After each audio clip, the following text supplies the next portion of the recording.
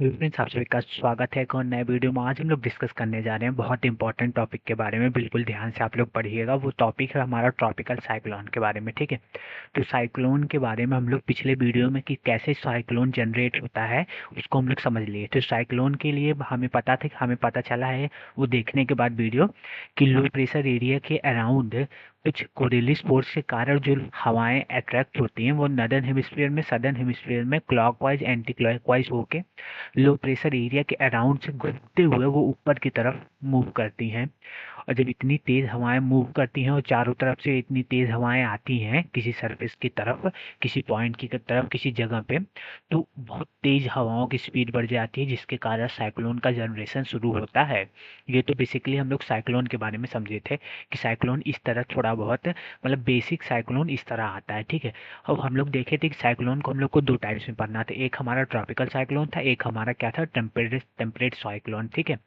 तो उसी कैटेगरी में आज हम लोग आगे बढ़ेंगे और फिर समझेंगे कि ट्रॉपिकल साइक्लोन वाकई में होता क्या है। उसको आज हम लोग इस वीडियो में समझने वाले हैं कि ट्रॉपिकल साइक्लोन होता क्या है। तो टॉपिक हमारा ट्रॉपिकल साइक्लोन कैसे जनरेट होता है और क्या फेवरेबल कंडीशन होती है वो हम लोग इस वीडियो में समझने वाले हैं। सॉरी।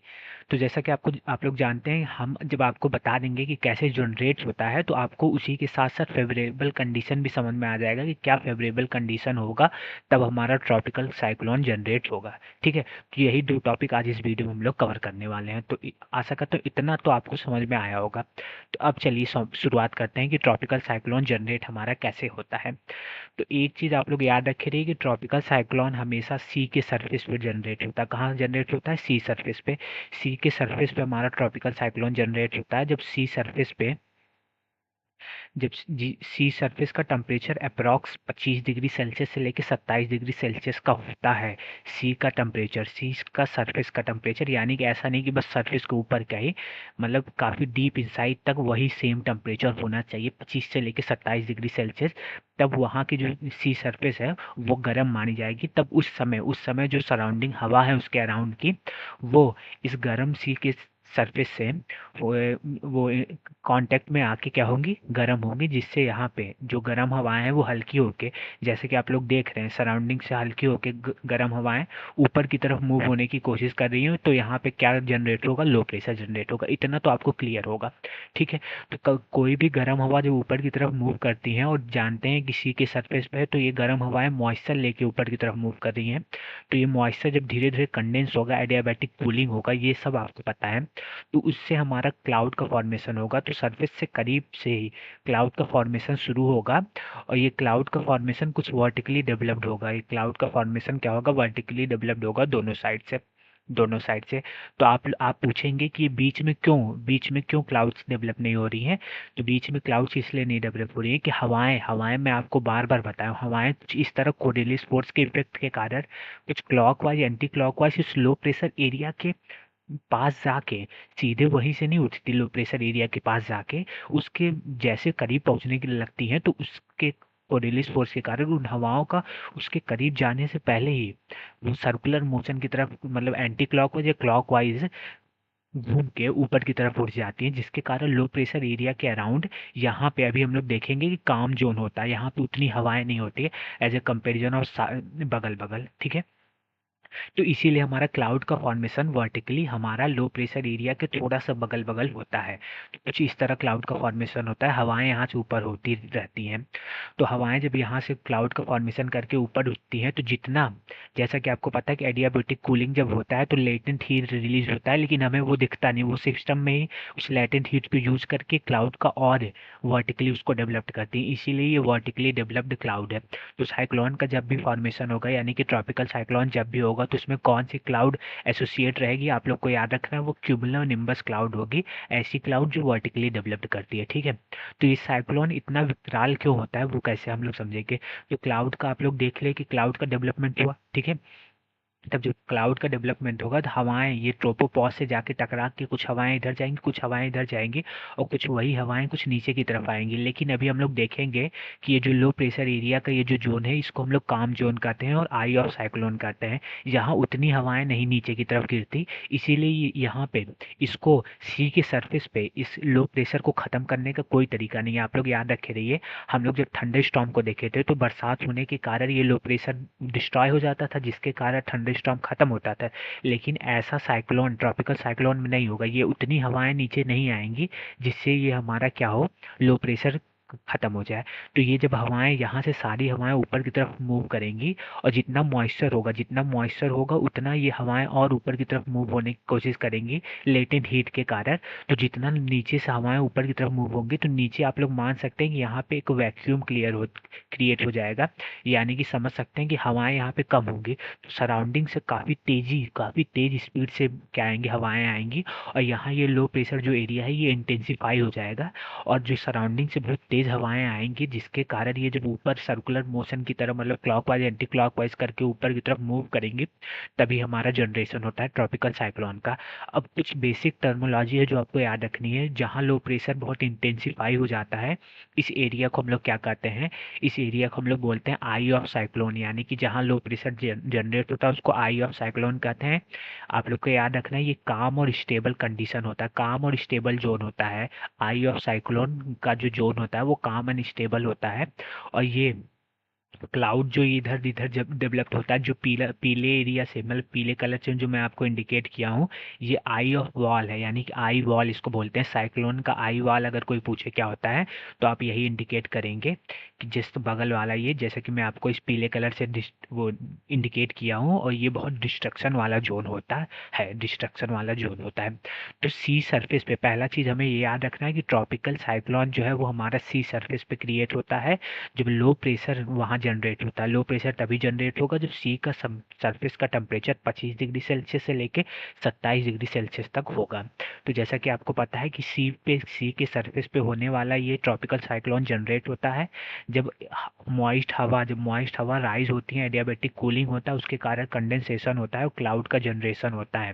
ठीक है, और यही क्लाउड का जनरेशन जब कंडेंसेशन होने लगता है तो लेटेंट हीट रिलीज होती है, जिसके कारण जितना लेटेंट हीट रिलीज होगा उतना हम लोग कहेंगे कि राइजिंग होगा क्लाउड का, और जितना राइजिंग होगा उतना ही नीचे की जो हवाएं हैं वो उसकी डेंसिटी बहुत कम हो जाएंगी, और सराउंडिंग से बहुत तेज क्या आएगी, हवाएं आएंगी, और साइक्लोन और इंटेंसिफाई होता रहेगा। तो इसमें ड्राइविंग फोर्स अगर पूछ सकते हैं कि मतलब क्या कारण है, क्या फोर्स का कारण है, क्या चीज़ है जिसके कारण ये ट्रॉपिकल साइक्लोन और इंटेंसिफाई होता है, तो लेटेंट हीट ही कह सकते हैं, क्योंकि जितना कंडेंसेशन एडियाबैटिक कूलिंग होगा उतना हमारा लेटेंट हीट रिलीज होगा। वो रिलीज नहीं होता, वो दिखता नहीं, लेकिन आप लोग ऐसे समझिए लेटेंट हीट रिलीज होगा, और जिसके कारण उसका वो जो एनर्जी रिलीज होगी उसको राइजिंग के लिए क्लाउड यूज करेगा, और बहुत ज़्यादा राइजिंग होगा। राइजिंग जब होगा तो हवाएं और ऊपर उठेंगी तो नीचे से और तेज़ी से हवाएं उस लो प्रेशर एरिया की तरफ आएंगे, तो हमारा जो ट्रॉपिकल साइक्लोन है वो और इंटेंसिफाई होगा। ठीक है, आशा करता हूँ इतना आपको एकदम क्लियरली समझ में आया होगा। फिर से मैं आपको बता दे रहा हूँ कि इसमें कौन सा क्लाउड वो जनरेट होता है। इसमें हमारा क्यूमुलोनिम्बस क्लाउड जनरेट होता है, और ड्राइविंग फोर्स इसमें हमारा कौन कौन से फोर्स है, किसके किसके कारण ये इंटेंसिफाई होता है या ट्रॉपिकल साइक्लोन डालता है, वो हमारा है लेटेंट हीट, और सी का सरफेस होना बहुत कंपलसरी है, क्योंकि सी के सरफेस पे ही हमारा उसका टेम्परेचर 25 से 27 डिग्री सेल्सियस के अगर अराउंड रहेगा तभी हमारा क्या होगा, वहाँ पे लो प्रेशर एरिया जनरेट होगा, और लेटेंट हीट उसी से मिलेगी, क्योंकि जब तक उस सी का सरफेस नहीं होगा तो एयर मॉइस्ट नहीं होगा। अगर एयर के अंदर मॉइस्चर नहीं होगा तो वो कंडेंस नहीं होगा, अगर वो कंडेंस नहीं होगा तो हमारा लेटेंट हीट नहीं रिलीज होगी। जैसे कि आप लोग समझिए कि अगर सी का सरफेस हमें ना मिले, किसके लिए, ट्रॉपिकल साइक्लोन के लिए, तो सी का सरफेस अगर ना हो तो मॉइस्ट एयर भी नहीं होगी। क्या होगी, मॉइस्ट एयर भी नहीं होगी, और मॉइस्ट एयर नहीं होगा तो हमारा क्या होगा, कंडेंसेशन नहीं होगा, कंडेंसेशन नहीं होगा, और कंडेंसेशन नहीं होगा तो हमारा लेटेंट हीट जो है वो नहीं रिलीज होगी, और लेटेंट हीट जब रिलीज नहीं होगी तो हमारा राइजिंग नहीं होगा, और राइजिंग नहीं होगा तो हमारी जो स्पीड है, हवा की जो स्पीड है, विंड की स्पीड है, जो विंड की स्पीड है वो बढ़ेगी नहीं, और विंड की स्पीड अगर नहीं बढ़ेगी तो हमारा क्या होगा, साइक्लोन नहीं जनरेट होगा। ऐसे आप लोग समझिए, ठीक है, इतना आप लोग समझिए। और कोरिली फोर्स भी बहुत इंपॉर्टेंट है, किसके लिए, ट्रॉपिकल साइक्लोन के लिए। क्यों? क्योंकि कोरिली फोर्स के कारण ही हमारा जो हवाएं हैं वो उस तरीके से रिवॉल्व करते हुए या clockwise anti clockwise low pressure area के पास जाके रिवॉल्व करते हुए ऊपर की तरफ उठती हैं, कि वहाँ पे हमारा क्या होता है, वो लो प्रेशर एरिया जनरेट होता है, उसी के अराउंड हमारा डिफ्लेक्शन होकर हवाएं बहुत तेजी से ऊपर उठती हैं। ठीक है। तो नॉर्मल तरीके से हवाएं अगर उठेंगी तो वो थंडरस्टॉर्म का क्रिएशन हो जाएगा, लेकिन जब कोरिली फोर्स के कारण डिफ्लेक्शन क्लॉकवाइज एंटी क्लॉकवाइज की तरीके से हवाएं जब लो प्रेशर के अराउंड उठेंगी तो वो हमारा साइक्लोन का कंडीशन जनरेट होगा। इसलिए कोरिली फोर्स जो है वो ट्रॉपिकल साइक्लोन के लिए बहुत इंपॉर्टेंट है। ठीक है।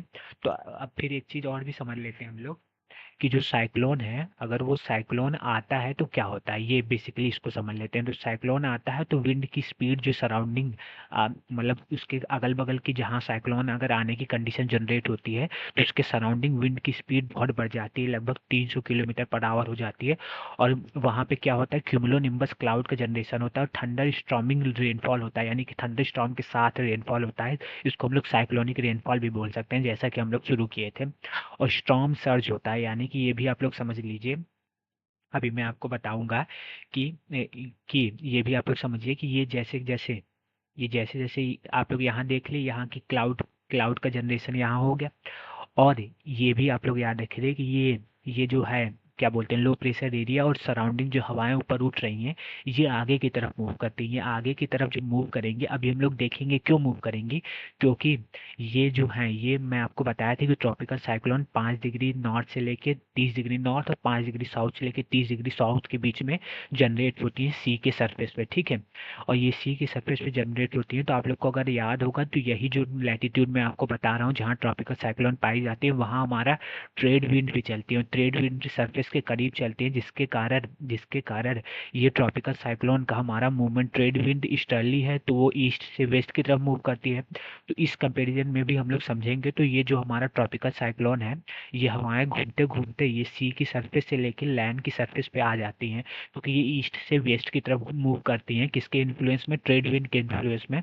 जिसके कारण जब ये लैंड के सरफेस पे आती हैं तो बहुत ढेर सारी पानी लेके आती हैं, और वो सारे लैंड के सरफेस पे सर्ज कर देती हैं, यानी कि पहुंचा देती है, मतलब बढ़ जाता है स्टॉर्म के कारण। लैंड का सरफेस वो होता है, उस पर पानी आ जाता है, इसी को बोलते हैं स्टॉर्म सर्ज, कुछ इसी से एसोसिएटेड है। ठीक है। तो जब ये पानी लैंड की सरफेस पे साइक्लोन लेके आता है तो यही जैसे ही लैंड पे वो आएगा वैसे ही ये साइक्लोन का कंडीशन खत्म हो जाएगा। लेकिन स्टॉर्म सर्ज तभी होता है जब ये ट्रेड विंड के इन्फ्लुएंस में जो ट्रॉपिकल साइक्लोन है वो हमारा लैंड की तरफ बढ़ता है, और सारा जो वो बरसात का पानी है, मतलब या बोल सकते हैं रेन वाटर या उस ओशन का वाटर, वो लेके इस किनारे पे वो सर्ज कर देता है, रख देता है या बढ़ा देता है पानी को, उसी को हम लोग स्टॉर्म सर्ज कहते हैं। तो साइक्लोन आता है तो ये बेसिकली ये होता है। अब इस वीडियो का आखिरी टॉपिक हम लोग डिस्कस कर लेते हैं कि फेवरेबल कंडीशन क्या है। क्या है फेवरेबल कंडीशन, क्या है? तो अवेलेबिलिटी ऑफ सी सरफेस होना चाहिए। सी का सरफेस हमेशा बहुत कंपलसरी है, किसके लिए? ट्रॉपिकल साइक्लोन के जनरेशन के लिए। ठीक है। और सी का सरफेस तो जरूरी है, और सी का सरफेस जरूरी होने के साथ साथ सी का सरफेस का टेम्परेचर 25 डिग्री सेल्सियस या 27 डिग्री सेल्सियस के अराउंड आसपास होना चाहिए या उससे ज़्यादा होना चाहिए, तभी हमारा लो प्रेशर एरिया क्रिएट होगा और ट्रॉपिकल साइक्लोन का जनरेशन होगा। अभी हम लोग जब देखेंगे आगे की वीडियो में तो ये फेवरेट जो हमारा ट्रॉपिकल साइक्लोन है, इसको हम लोग 3 स्टेजेस के फॉर्म में भी कहीं कहीं पढ़ाया जाता है। उसको हम लोग कहीं कहीं हम लोग पढ़े हैं। 3 स्टेजेस के फॉर्म में मैं आपको बता दूंगा। अभी तो हम बेसिकली नॉर्मल अंडरस्टैंडिंग कर लिए हैं ट्रॉपिकल साइक्लोन का, तो इसको हम लोग 3 स्टेजेस के फॉर्म में पढ़ेंगे। तो हमारा प्री एग्जिस्टिंग जो डिस्टर्बेंस होता है उसके बाद ही हमारा ये ट्रॉपिकल साइक्लोन आता है बहुत बड़े पैमाने पे। ठीक है। उसी को यानी कि पहले प्री डिस्टर्बेंस होगा, प्री एग्जिस्टिंग डिस्टर्बेंस होगा, जिसको हम लोग अर्ली स्टेज कहेंगे। उसके बाद ही हमारा साइक्लोन डेवलप्ड होगा। ठीक है। और कोरियलिस फोर्स का प्रेजेंस बहुत इंपॉर्टेंट है, ये भी आपको पता है। ठीक है। और एक चीज़ आप लोग और जानिए, ये upper level divergence is require. अगर एक चीज़ देखिए यहाँ पे आप लोग समझिएगा, ये अपर लेवल डाइवर्जेंस क्यों रिक्वायर है? अगर अगर ये हवाएं ट्रोपोफोर्स, जैसे कि आपको पता है, ये गर्म हवाएं हैं, ट्रोपोपॉज़ का टेम्परेचर कुछ थोड़ी सी क्या होता है और डिक्रीज होता है, ये ऊपर जाके कुछ ठंडी हवाएं हो जाती हैं, तो ये ट्रोपोपॉज़ को क्रॉस नहीं कर पाएंगी। तो अगर ये ट्रोपोपॉज़ को क्रॉस नहीं कर पाएंगे, सॉरी, ट्रोपोपॉज़ को क्रॉस नहीं कर पाएंगे, तो ये डिफ्लेक्ट इस साइड होंगे। अगर इनका डिफ्लेक्शन इस साइड नहीं होता, अगर इनका डाइवर्जेंस इस साइड नहीं होता, ये यहीं पे जाके टकरा के ऐसे रुक जाती, तो यहाँ नीचे से और हवाएं ऊपर नहीं उठ पाती, और नीचे से और हवाएं ऊपर जब नहीं उठ पाती, तो हमारा क्या होता है, ट्रॉपिकल साइक्लोन इतना इंटेंसिफाई नहीं होता, या बोल सकते हैं ट्रॉपिकल साइक्लोन इतना जनरेशन इसका नहीं होता। ठीक है, तो ये इसीलिए अपर लेवल डाइवर्जेंस भी हमारा इसके लिए फेवरेबल कंडीशन है।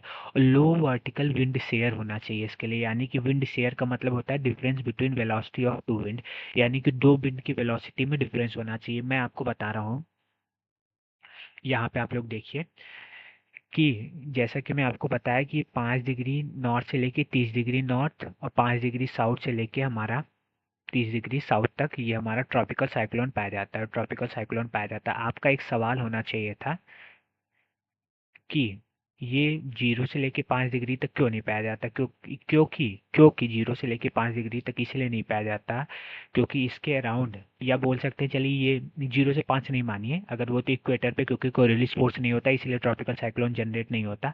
फिर इसके बाद हम लोग देखें कि 35 से लेके 65 तक हमारा क्या पाया जाता है, नॉर्थ, और 35 से लेके 65 डिग्री साउथ हमारा पाया जाता है टेम्परेट साइक्लोन। ठीक है, क्या पाया जाता है, टेम्परेट साइक्लोन। तो इसके बीच में जो हमारा बचा है लैटिट्यूड 30 से लेके 35 डिग्री का लैटिट्यूड, यहाँ पे हमारा क्यों साइक्लोन पाया नहीं जाता, तो यहाँ पे हमारा जेट स्ट्रीम का इन्फ्लुएंस होता है। क्या होता है, जेट स्ट्रीम पाई जाती, इसलिए यहाँ पे साइक्लोन नहीं पाया जाता।